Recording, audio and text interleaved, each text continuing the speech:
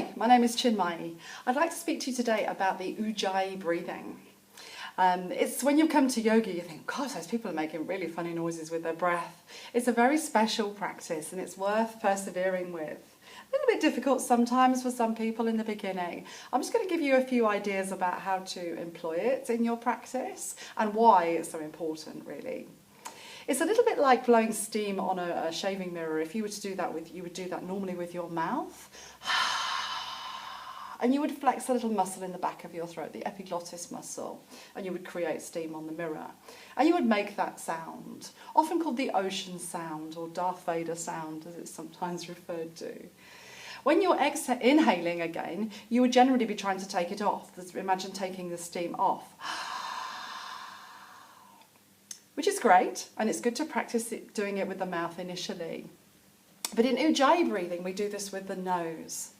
So when we exhale, I always think of it sometimes like you're a little bit annoyed with somebody, but you just can't speak your truth. So you can use it on that concept almost, just exhaling through the nose, but making the sound come from the throat. So the breath is still coming out of the nose. That's quite important. And then as you inhale, it's the opposite. Sometimes a little bit more challenging to do it on an inhale.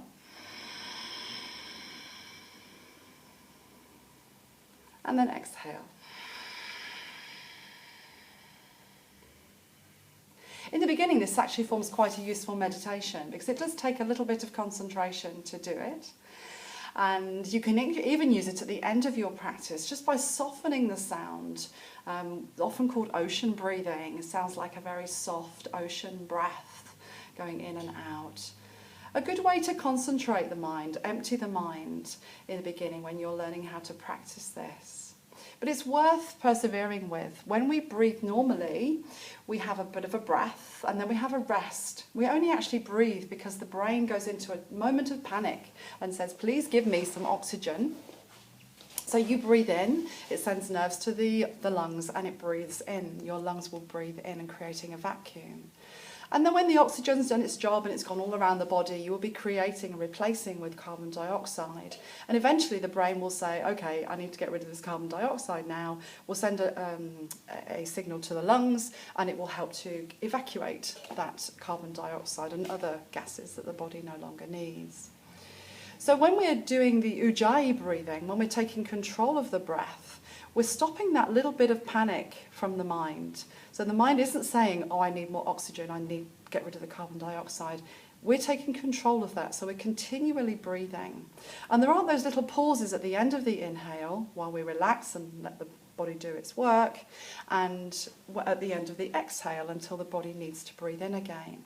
So the mind can be more relaxed, there is no sort of momentary panic, and we can focus all of our relaxation and all of our energy into the practice, the physical practice.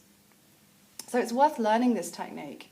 It becomes a habit eventually, even all throughout the practice. The Ujjayi breath is very good. It's also really good for giving us more energy. It creates more fire in the body, more warmth, and gives us more energy in the poses to be able to hold them just a little bit longer.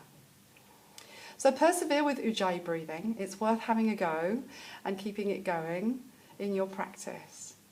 Namaste.